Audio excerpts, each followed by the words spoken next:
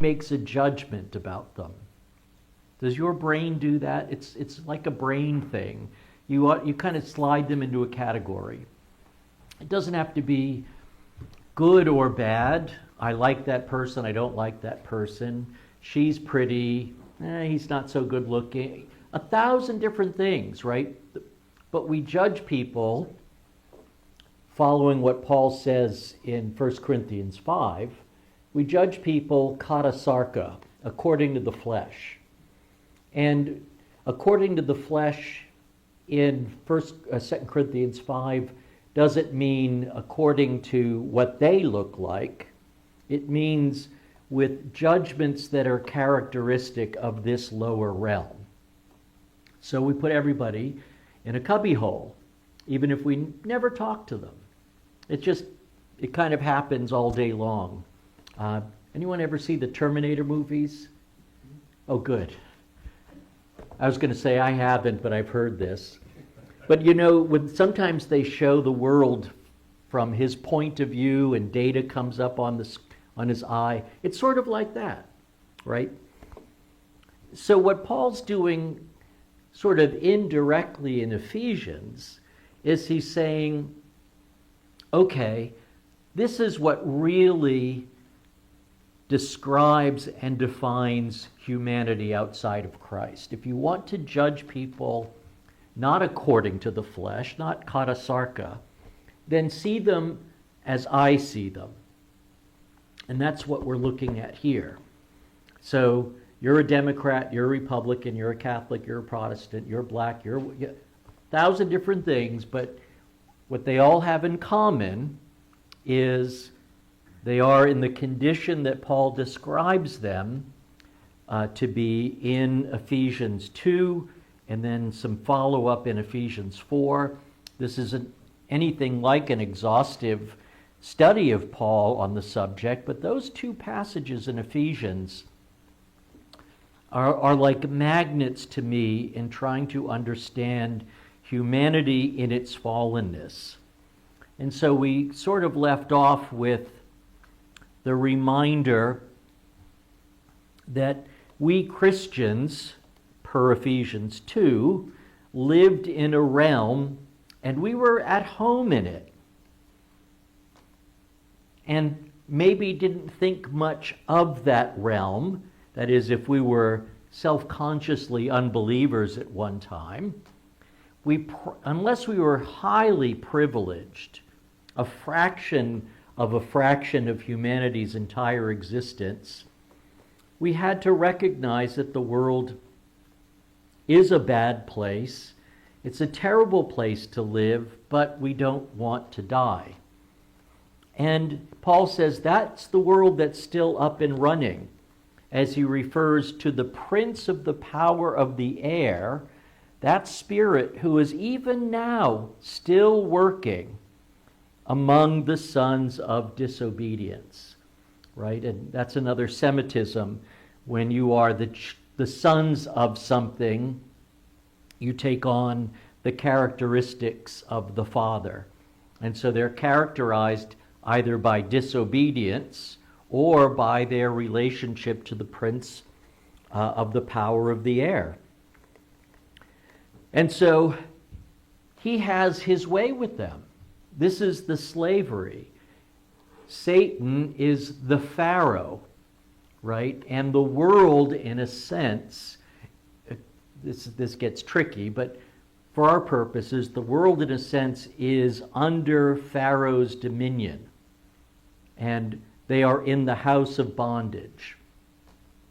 We have participated in an exodus, and now, having been literally enlightened by the power of the Spirit, we can look backward to see where we once were.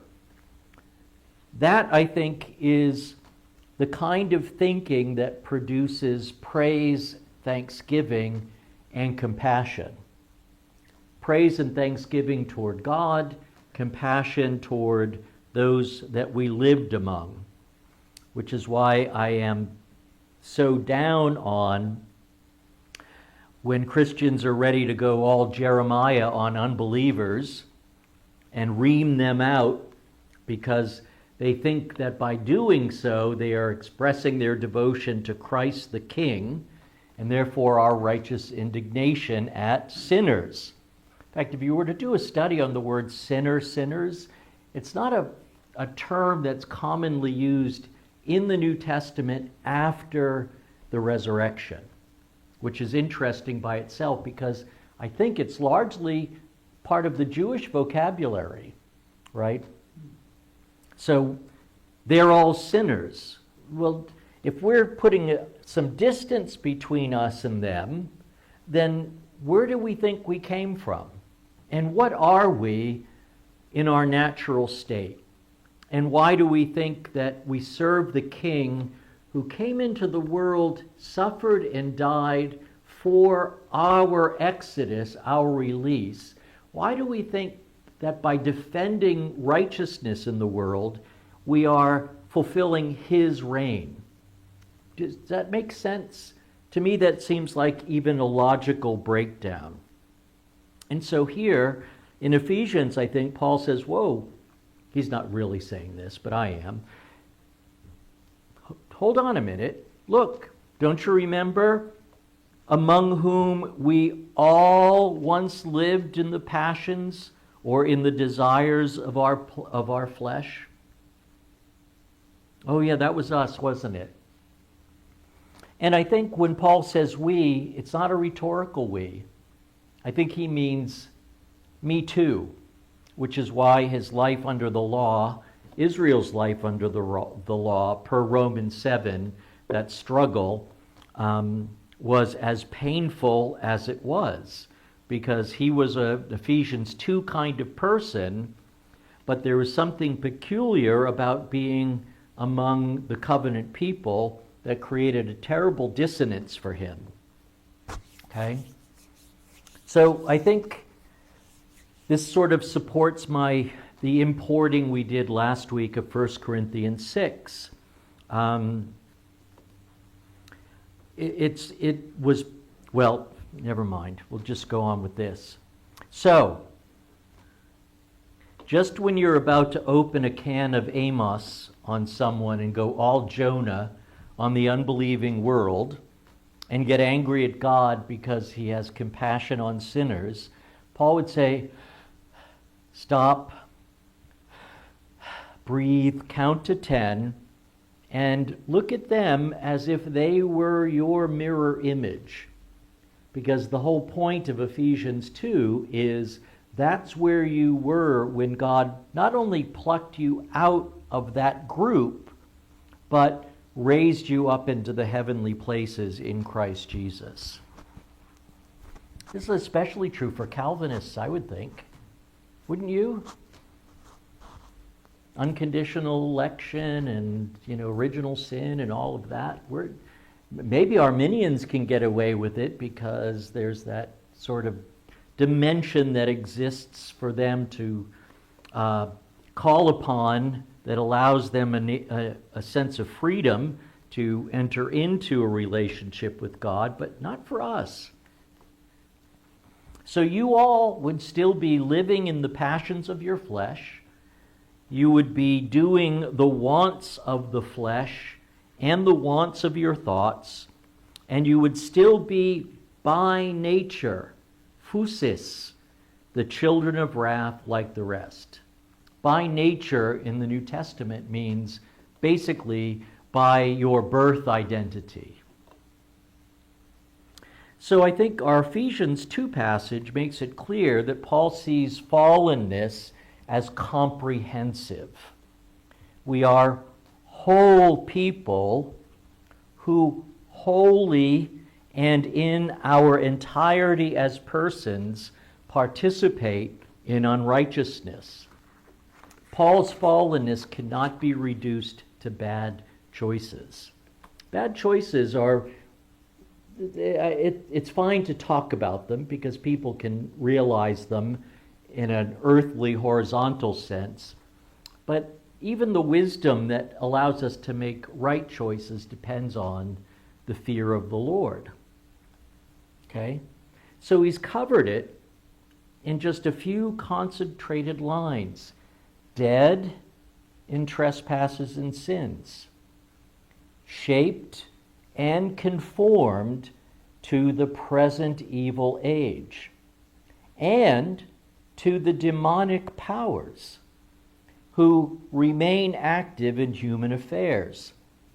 And so outside of Christ, our whole lives were lived in a kind of slavery to our own desires and wants and whims.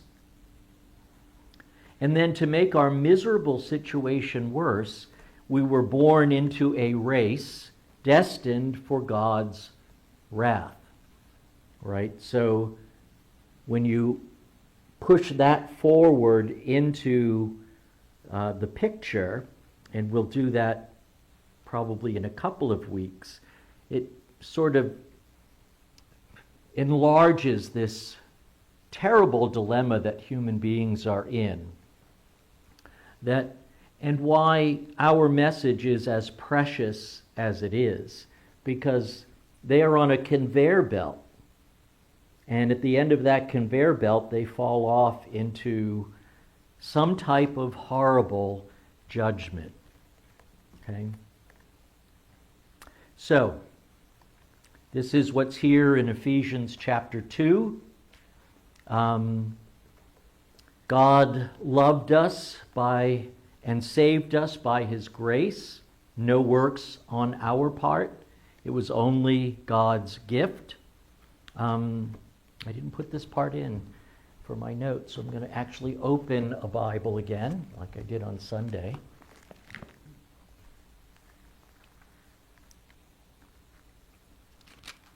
Why didn't I put that in? Oh, I guess I did put it in. Sorry.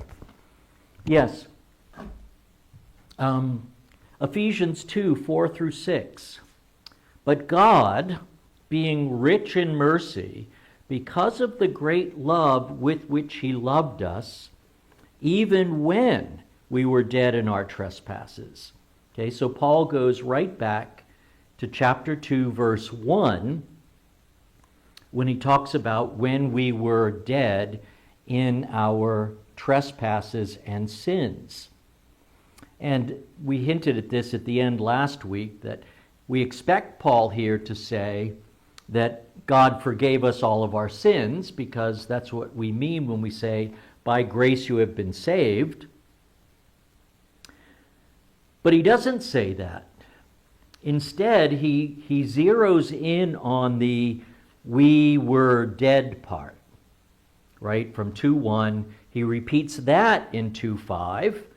So even when we were dead in our trespasses, and I think the solution that God provides reveals just how deep and dark are the depths of humanity's plight, humanity's living death, because he sets it in sharp contrast to God's saving work, by which he reverses our peril entirely, right?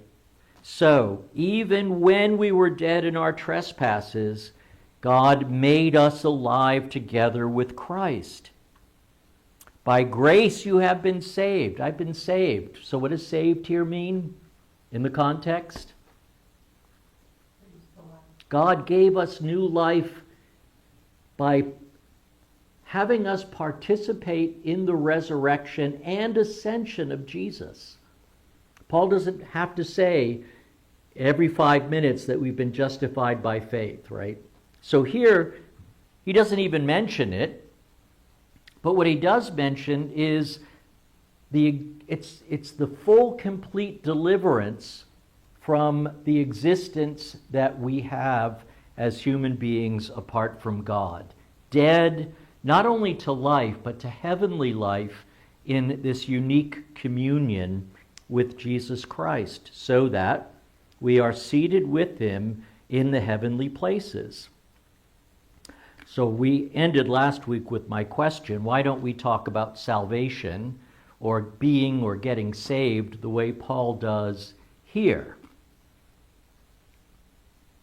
It's sort of rhetorical at this point, but it's worth asking because this is Paul speaking to a Christian church, and it anticipates where we're going next week, that if death is to sin, what works are to faith, then the one thing that every human being knows by experience is death.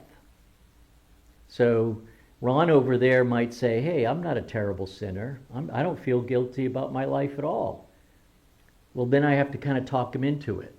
Well, let's go through the 10 Commandments together. But Ron, you're going to die. What about that? Do you know that Jesus came to rescue you from death? And he did it in history by being the first man whom God raised from the dead. Or, as he himself describes it in John, he takes his own life back. Okay? So these are Paul's saved words, sozo. It's the only 2 times saved is used here in Ephesians.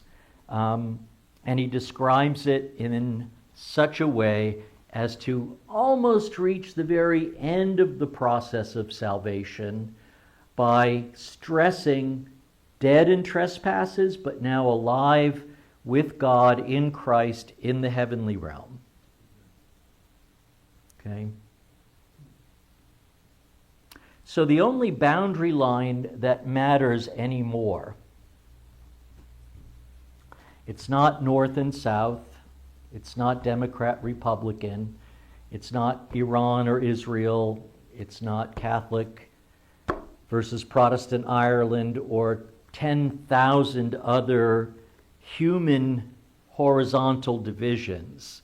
The only boundary line that matters anymore since the resurrection, the only border that distinguishes one spatial entity from another, is the one that divides the heavenly realm and the earthly realm.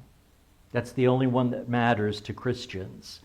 The realm of the flesh and the realm of the spirit. And for our deliverance, Paul says, God found you there dead, under the power of Satan, a slave to your own desires, destined for wrath. And he just, when he raised Jesus, he raised you with him and brought you across that line of sin, death, weakness of the flesh, and placed you with him in the heavenly places.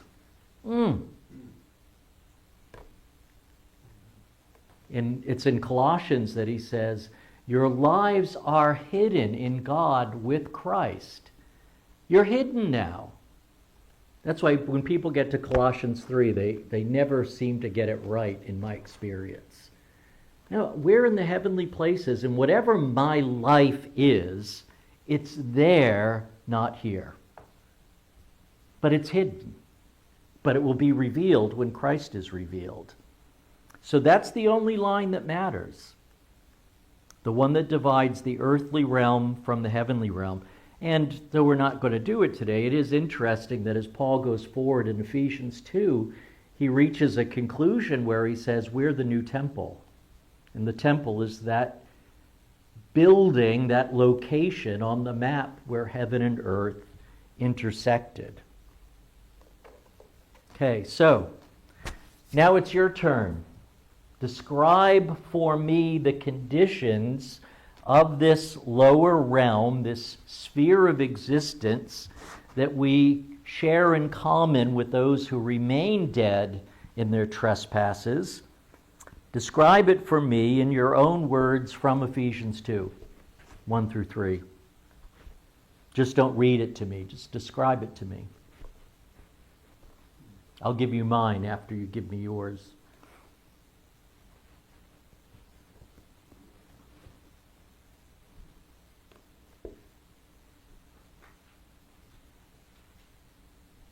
Say it one more time. What was Steve telling you? Oh, explain to me the conditions, the human conditions of this lower realm, this sphere of existence called the flesh. But do it in your own words based on what Paul's just told us in 2, 1 through 3. Let's pretend we're visiting it. We're visiting it from another realm. We're not among fallen human. We're an angel. We're angels. We're a group of angels. And we've come down, we've got flashlights and Geiger counters, and we're inspecting and examining and trying to discover the conditions here. What's our report going to look like? It looks like a mess. And almost like there's really no way out of it. Okay? You know, like resisting for yourself, and that's it. Okay, so it's kind of a mess. The inhabitants, we're not the inhabitants, we're visitors. The inhabitants seem to exist only for themselves and their own interests. What a strange place this is. Has anyone ever read an account of the soldiers who first entered the concentration or death camps after the war? It was like they entered a world they never could imagine. And many of them were battle-hardened in Europe, right? They were no strangers to seeing death and disease and all sorts of human terrors on a regular basis. But nothing in all of their experience prepared them for opening the gates of Bergen-Belsen or Dachau. I'm thinking of the Americans and British. It was, and yet I think I'd like to formulate this in some detail sometime. I think the people who lived within the boundaries of those camps adjusted to their situation. No matter how horrific, not that they liked it, hardly, but you don't just drop dead. You grind through on a daily basis, no matter how many humiliations and torments and acts of physical violence are brought against you. And then it has this sort of weird corrupting effect on people who are already corrupt, which is why they're there as the staff who are overseeing the camp. And it's just this self-contained existence of abject misery. And yet this was daily life. And that might be an illustration. I remember hearing the American stories. These guys were they'd been fighting in tanks, and they looked at this and they wept. You know, they brought what food they had to give to the survivors, and the survivors died from eating it because their bodies weren't prepared to have anything. It's madness. One of the camps, there were American soldiers who started killing the SS troops who were manning the camp, which was a court-martial offense. And it got all the way to Patton, and he took it and just kind of put it in the waste paper basket, which I thought was against the law, but exactly the right thing to do. So that's what the image I'm going for here. It's a mess. Everybody seems to be interested in themselves only. Someone else. They're chasing idols. This is all an idolatrous world for sure. Money, power, prestige. Yeah, but a lot of we're referring to our own contemporaries in our own culture. It's the same. They've been doing it. Yeah, but there are people who have lived from cradle to grave without even the possibility of fulfilling the most basic aspirations of existence. So poor were they, and so powerless, right? When Jesus reveals that his kind of kingdom isn't going to be like the other kingdoms, that's the only kind of kingdom people knew. We exist for the king. He does whatever he wants with us. Right, he's flipping it entirely. Can you imagine that when it was brand new? Here's mine. Let's see. All its inhabitants are dead in trespasses and sins. They are formed, or maybe better to say molded, by the present evil age of sin and death in which they live, and even by the devil, who remains to this very hour at work in and among them. We can characterize them as the disobedient ones, whose entire existence is defined by the passions of their flesh, as they do what the flesh compels them to do. It affects them in both mind and body, and it makes this realm's children of wrath liable by virtue of being born onto this plantation, okay, just like for Israel under Egypt. So this is an unbelievably sad condition. It's a sad, sad state for the living. And then at the end of it, there is God's wrath. A word that Bauer rather prosaically defines as strong indignation directed at wrongdoing, with focus on retribution. It's punitive, but the descriptions of God's wrath that we have going all the way back to at least Genesis 6 are terrifying.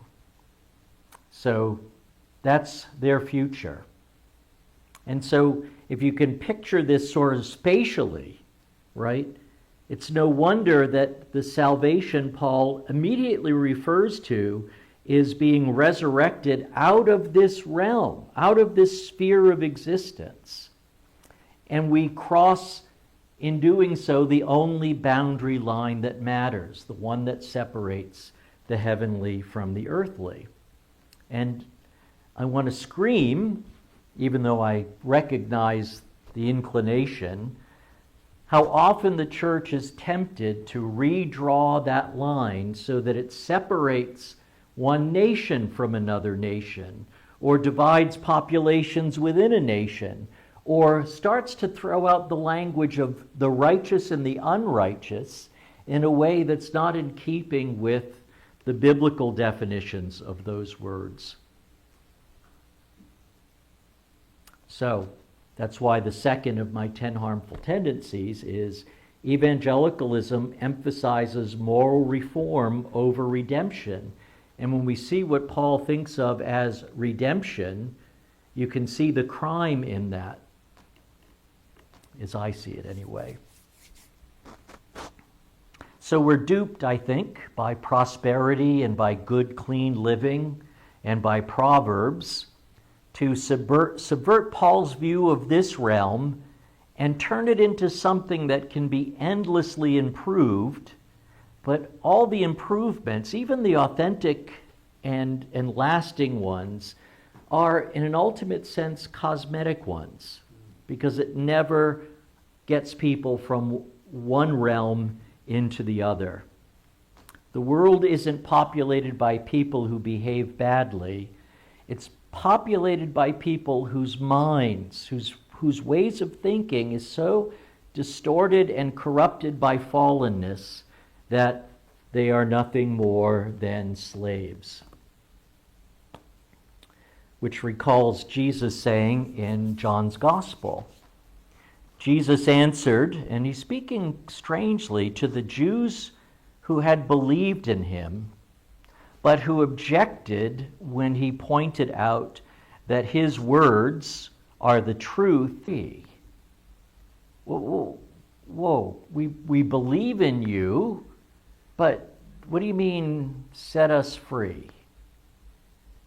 And he says to them, truly, truly, I say to you, everyone who practices sin, that's an equivalent.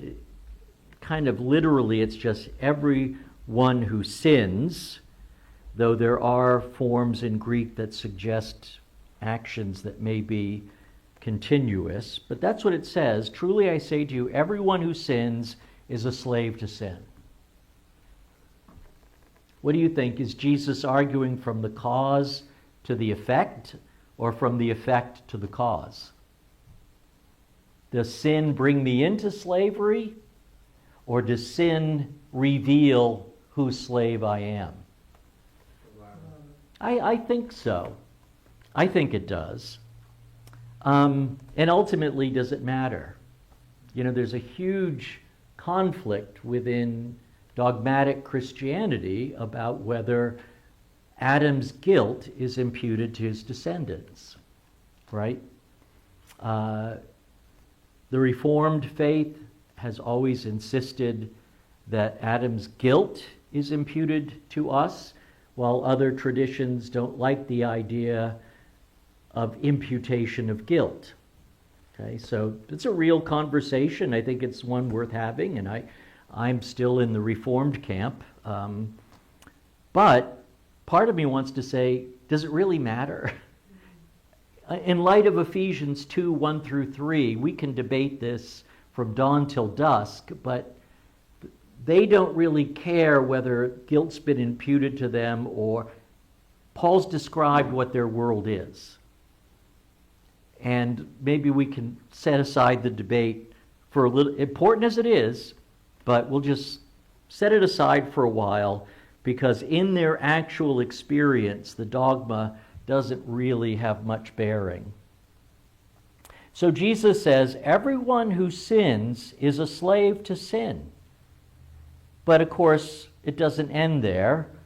And, well, it ends with a let's kill Jesus lynch party, which is what happens when truth begins to intersect with this lower realm of the flesh. It's provoked. It's an agent that instigates and creates a reaction. And so John 8:39, of course, somewhere along the line, they accuse Jesus of being demon-possessed. Who is Jesus, by the way, in John's gospel? He's the light of the world. Even before he's the light of the world, he is. He's the Word. He's who was with God and was God. And in the honest, objective evaluation of the inhabitants, they're Jews, admittedly, but of this lower realm, the only conclusion I can draw from someone who says that I'm a slave to sin is he must be demon-possessed, even though he's God incarnate. That tells us something all by itself, but it gets worse. They complained to him, Abraham is our father. Jesus said to them, if you were Abraham's children, you'd be doing the works Abraham did. So what are you doing? Well, you seek to kill me, a man who has told you the truth that I heard from God. This is not what Abraham did. You are doing the works your father did. Right now we've got this wordplay. Abraham's our father. This is like our carte blanche. This is our get out of jail free card. We were never slaves. Yeah, you're doing the works of your father. They said to him, we're not born of sexual immorality. We have one Father, even God. Jesus said to them, well, if God were your father, you would love me.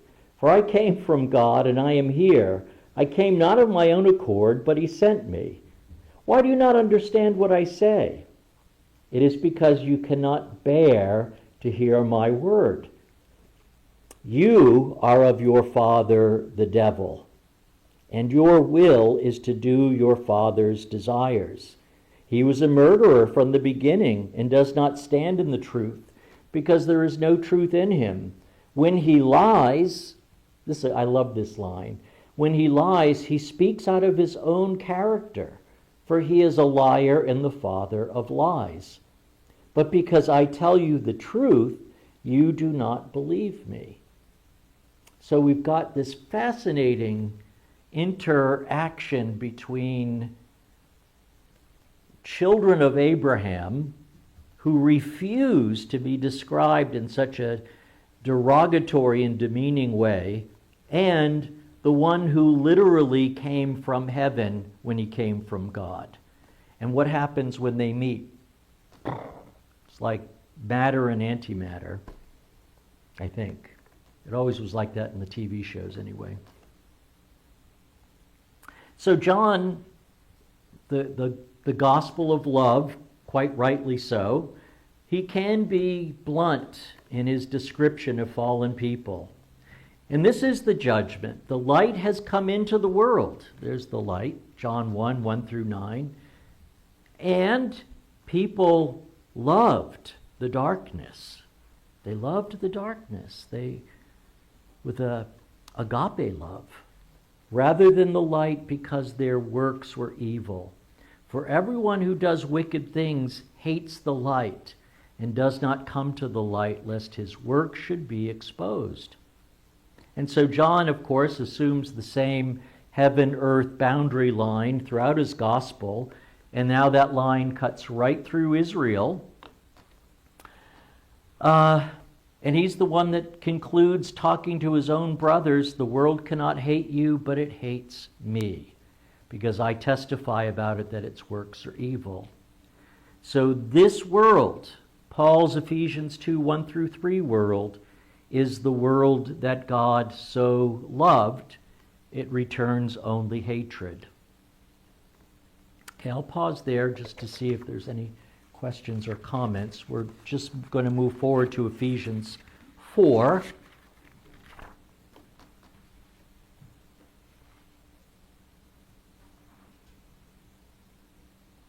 You mentioned about kind of bettering yourself or improving it. Do you think we'll make ourselves better and realizing we just can't not be more like this? And Right. the amount of redecorating is going to change that. Yeah, I was thinking more historically, and there's been just enough what we'll call moral progress, at least in some parts of the world, to suggest that our efforts aren't in vain. Unfortunately, that has the other effect of perhaps encouraging us to put too much of our energies in incremental moral improvements if we redefine the people who inhabit this realm and take from them the one way for them to escape it, that is, to be co-raised with Christ, to be co-seated with him in the heavenlies. And that is the announcement that Jesus is the Lord and he's offering amnesty to the people who will come to him in faith. We have a strange relationship to the world, don't we? We're to love them and serve them, but we're not to be naive about them either. As the passages, especially in John, indicate, in the book of Acts, they're a pretty nasty bunch. And when the light starts to push on the darkness a little bit, you never know what kind of reaction you're going to get. But that only kind of confirms my point. This is what this realm is like. It's not what this racial group is like, or what Canadians are like. Because who are more harmless than Canadians, eh? It's what all human beings are when they are beneath that line that separates the two realms. You look like you wanted to ask me something. You had that, I'm going to ask you something look. It just made me think of the Luke 16 account. How much is a parable that Jesus tells, how much of it you can actually glean from, but his conclusion with it is, think of this man who wants to be basically raised from the dead and tell his family basically what's happened. His conclusion is, if they did not listen to Moses and the prophets, they wouldn't listen to someone who's raised from the dead. Right. And it's always struck me because it shows how distorted the thinking is, that even if they see prima facie evidence of the truthfulness of the claim, their mind still will not perceive that. Right. And this is a bit of a side note, but that was what appealed to me the most in Van Tillian apologetics. The inability of fallen human beings to give a honest evaluation of what we'll call the facts. There aren't facts, really. There are interpretations of events, but that made sense to me, and it reminded me that I didn't necessarily have to know all about evolution and all about science and all about philosophy to defend the faith because of Romans 1. Paul thinks that people have had plenty of revelation and they haven't done very well with it because they're evil. Well, it doesn't seem that way to me, but Paul says that, so I'm going to take his word for it. So that's exactly right, the distortion in their thinking. One place in Thessalonians, Paul says they were made to believe a lie, which is part of the judgment. Anyway, let's move forward. Okay, I'll skip that. So take Ephesians 2, 1 through 3, put it in your own words, make it spatial and local if you want, like the slums of Mumbai, or the brothel district in Mumbai. I was going to talk about that tonight, but I thought that's going too far afield. Just where what we think of as real crude sin is just like on display, not hidden, not in darkness, but open in the marketplace, inviting others to come in and participate. Children in brothels, and you could go other places as well. So take this, and next time you see someone in Chipotle or Jersey Mike's, you can see where I go during the day, or the bank, or in the hen house, or just take this little filter and apply it. Or maybe it's your son or daughter. Or, well, for us, probably not our mothers or fathers. Not many of us have surviving parents. Taylor Swift is Ephesians 2, 1 through 3. As is Keanu Reeves, who's the nicest man in Hollywood, right? Yeah, even he. If they don't know God through Christ in the Holy Spirit, they are dwelling in that realm, in that Egypt of darkness. All right, let's go. I'm going to jump forward. Oh, I wanted to remind you how they think, how their brain processes information, how do they make decisions, how do they function in this world. Let's jump forward to Ephesians 4, 17 through 19. Now this I say and testify in the Lord. Okay, this is wake up, stretch if you have to, pay attention to what I'm about to say. You must no longer walk. That is, you must no longer ethically live as the Gentiles walk, in the futility of their minds. They are darkened in their understanding, alienated from the life of God because of the ignorance that is in them due to their hardness of heart. They have become callous and have given themselves up to sensuality, greedy to practice every kind of impurity. And so as we've come to see, Paul is addressing the Christians who must have a new way to think, and to strengthen the positive, he once again brings to their attention what they once were, what their previous mindset and the condition that it led to were. How they used to follow the rules of life for the lower realm people, but now in the upper realm, they are released and free to think clearly, to think God's thoughts after him. What strikes me once again here is where Paul puts his attention. He has to get out a thesaurus to come up with different ways to describe their internal distortion. I want Paul to go to town on how badly they sin. Paul says that's really actually not the point, ultimately. First, they walk in the futility of their minds. The word for futility, this is the dictionary version, state of being without use or value, emptiness, futility, purposelessness.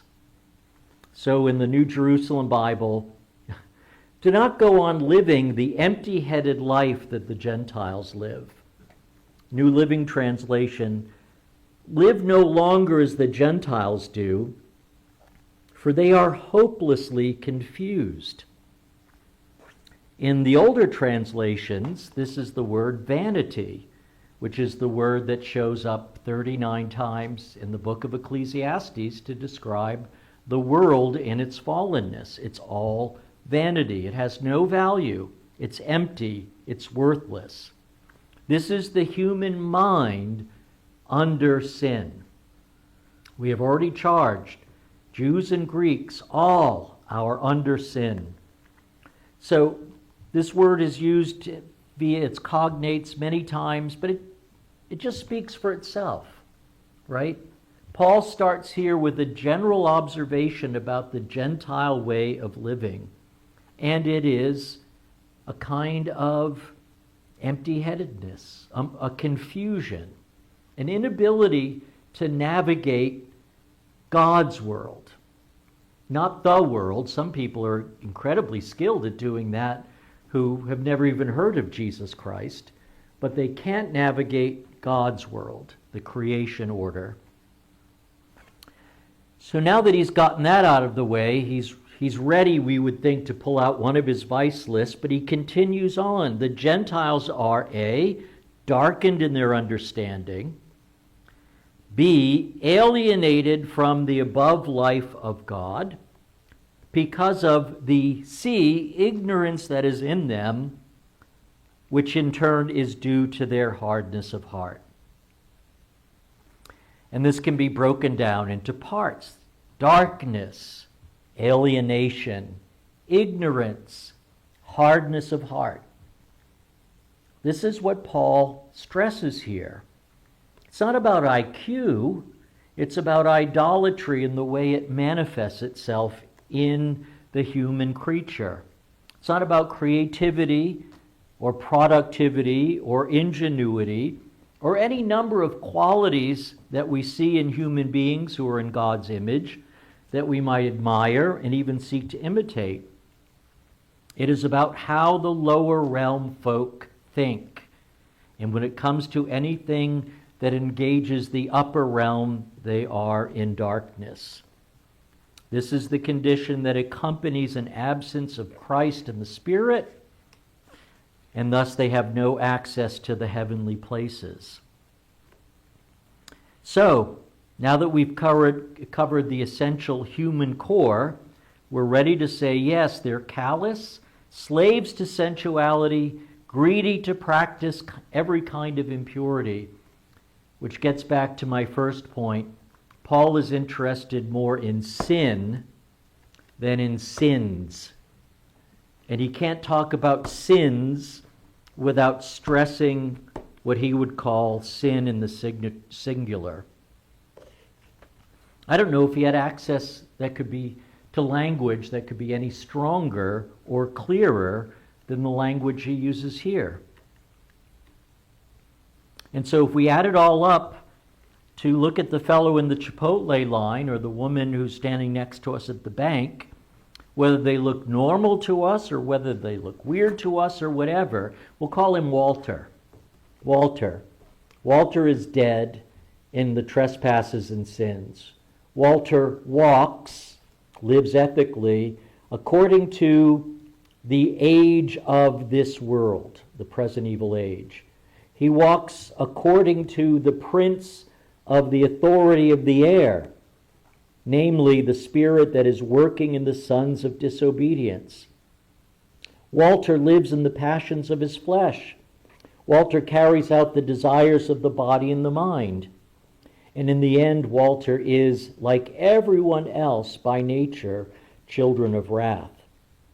Walter may be rich or poor, black or white. He may be a suit or a goth. He might like Mozart or he might like metal.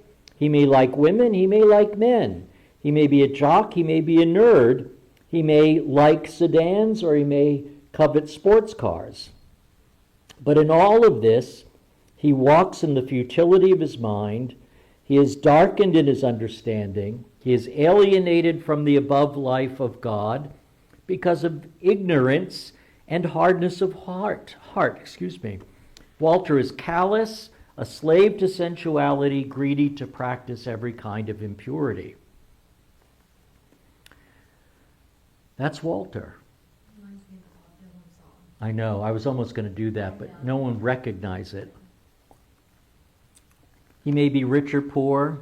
He may be blind or lame. He may be living in another country under another name.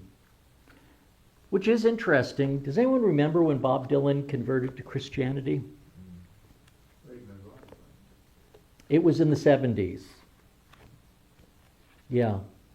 He didn't last, though the music he put out for 2 albums was quite profound. But if you know anything about Dylan, he was, when he broke onto the scene in the early 60s, he captivated the nation's youth. He was the prophet of our generation. He was the one who got the Beatles writing lyrics instead of just happy songs about breaking up and falling in love. Dylan is sort of, he was the highest achievement in American musical culture. And when he converted to Christianity, everybody stopped listening to him and they got angry at him. And you might think, of course, unless you know about Ephesians 2 and 4, that they would say, wait a minute, this is the guy who told us this and he was singing what we felt and, you know, he was feeling us and now he's telling us about Jesus. Maybe, nope. What a sellout. That's what happens when Bob Dylan professes the Christian faith, which we would expect from this. So I have more to say about this. I wanted to stress how Paul actually describes the new way of life in Ephesians 4, which is the body building itself up in love, and he breaks it down into parts. It's really wonderful material. I've preached that text 3 times here. But to remind you that before he gets to the details of the new way of living, he affirms to the Ephesians that this is possible because God has severed our connection to Adam with all of his corruption.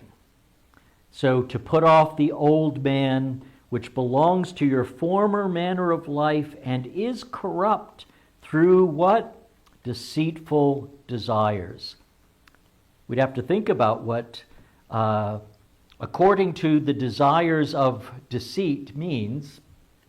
Do the desires themselves deceive? Do the desires draw us to things that deceive us? That's not important. The effect is had, isn't it? That's what sums up our union with Adam. So,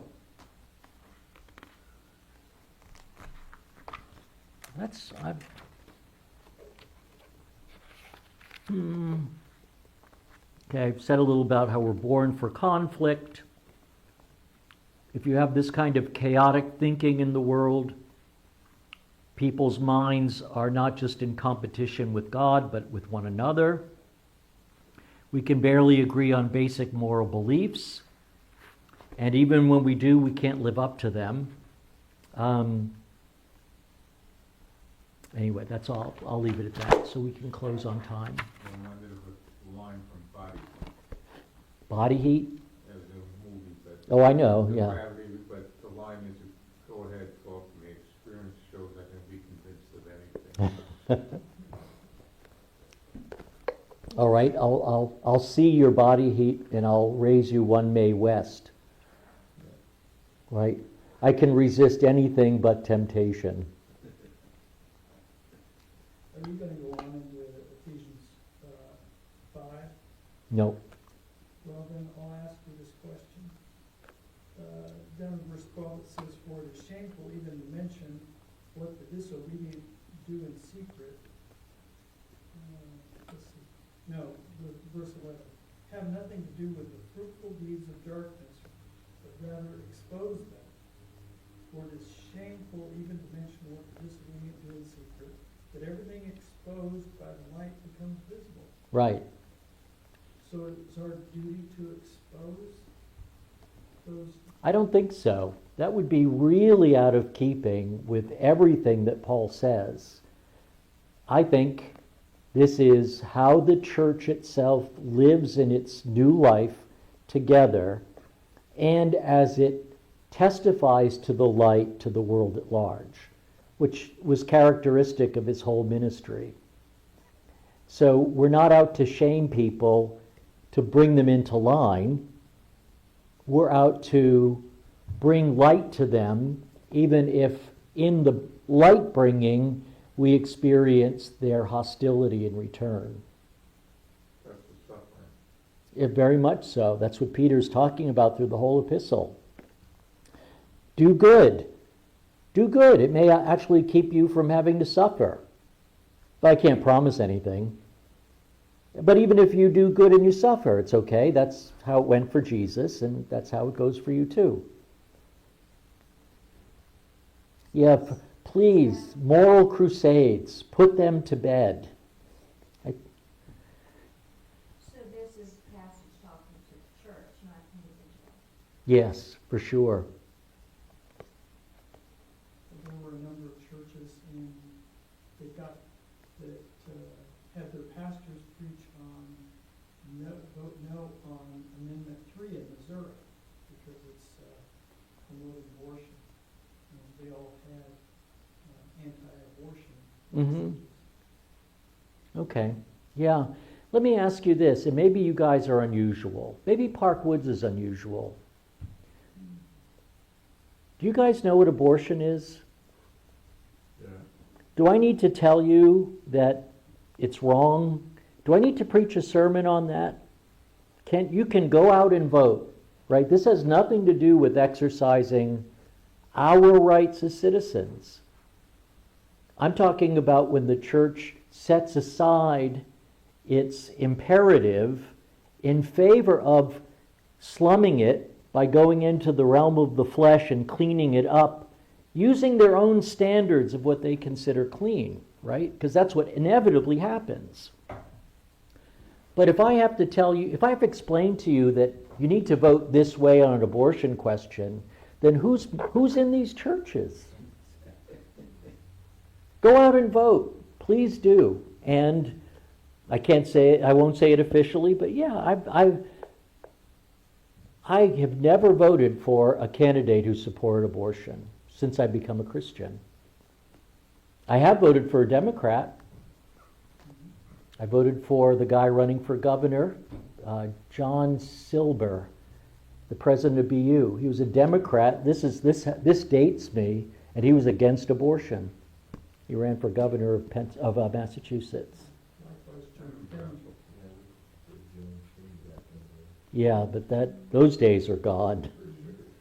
So, yeah, and that's what bothers me. Why are people so ignorant? When Puritans came to the New World, they were the educated men. And so they played a special role in a community of people who were uneducated and agrarian-oriented or light industry. But if I have to tell you what abortion is and what you should do in the voting booth, then I don't know how you're ever going to understand me when I preach out of 1 Peter. Well, you're playing in that realm if you're voting that way. Yeah. You're all allowed to vote. It's your privilege. Pray for our leaders. You're all commanded to do that. That's right. So no one can accuse me of being an Anabaptist separatist who goes to live on a farm somewhere and won't join the army.